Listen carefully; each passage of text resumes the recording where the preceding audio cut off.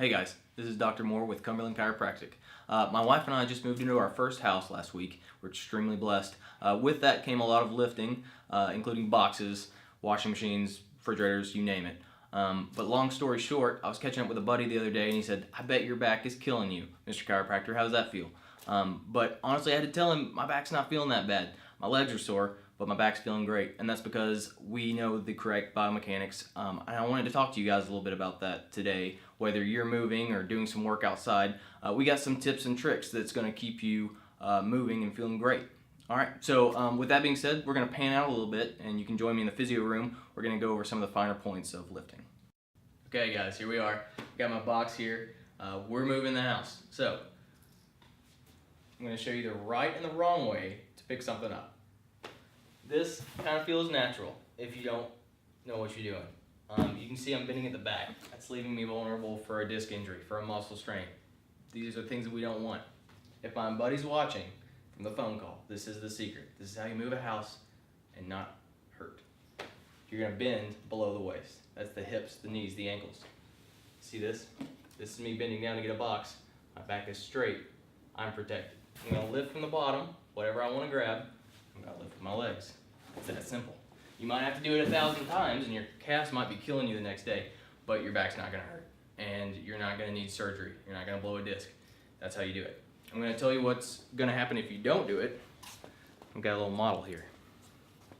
This is a normal spine.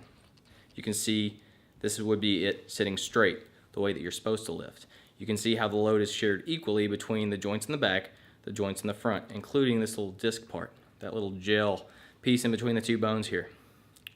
This is bending forward, and you can imagine how all of the pressure would be here in the front on that little disc, and that's what leads to those disc injuries, the disc bulges, the disc herniations, and that's what this model shows. You see that little red?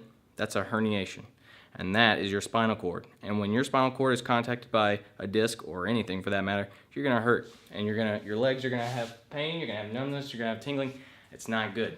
So trust you me, it's better if you just lift the right way. Okay, next scenario. You don't have the space to do that perfect lift that we just talked about. I'm wanting to get that scale. The scale's kind of behind a shelf, whatever. I can't do that bending just to get down and reach it for it right in front of me. What we're gonna do is we're gonna abdominally bracing. The way we cue that in the office is to put your hands in your side and then cough. You should feel your stomach here expand into your hands. And then when you get that down, hold it. Hold it without the cough. So you can see me, this is me puffing out my stomach. I'm abdominally braced. And what this is, if you've been to a weightlifting facility or the gym or seen it on TV, the big weightlifters who are throwing up hundreds and hundreds of pounds, they put on a big weight belt. And that keeps their spine straight, keeps them from hurting themselves. This is the equivalent of that without the belt. So I want to get the scale. I'm going to brace. I'm going to hold that brace, and then I'm going to get down here, do what I need to do. And that's going to keep me safe. It's going to keep me from injuring myself. We teach in the bracing technique. We teach the lifting technique here at our clinic.